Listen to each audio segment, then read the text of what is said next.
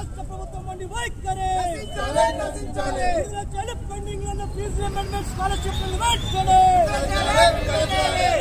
Pending ఉన్న SC ST BC minority scholarship pending ఉన్న fee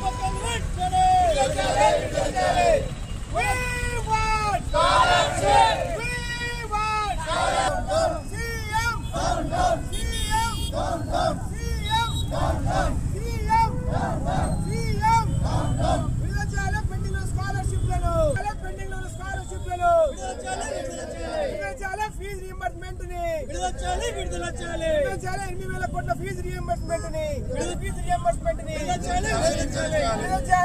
reimbursement నా పేరు Dharmendra, all India youth federation రాష్ట్ర కార్యదర్శి. ఈరోజు తెలంగాణ రాష్ట్ర ప్రభుత్వం ప్రజాప్రభుత్వం విద్యార్థులకు చెల్లించాల్సినటువంటి ఫీజు బకాయిలను దాదాపు 8,000 కోట్ల బకాయిలను గత 4.5 సంవత్సరాలుగా ఇవ్వకుండా గత టీఆర్ఎస్ ప్రభుత్వం ఇప్పుడున్నటువంటి కాంగ్రెస్ ప్రభుత్వం విద్యార్థులను పూర్తిగా మోసం చేస్తుంది.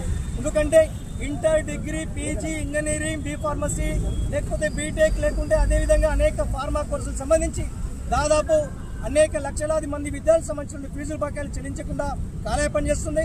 దీని మూలంగానే విద్యార్థుల యొక్క పూర్తి ఉన్నత విద్య కూడా దూరమయ్యే పరిస్థితి కనిపిస్తుంది. ఈరోజు అఖిల భారత విద్యా సమాఖ్యగా ఈ కాంగ్రెస్ ప్రభుత్వాన్ని అదేవిధంగా రాష్ట్ర ముఖ్యమంత్రిని కూడా మేము హెచ్చరిస్తా ఉన్నాం.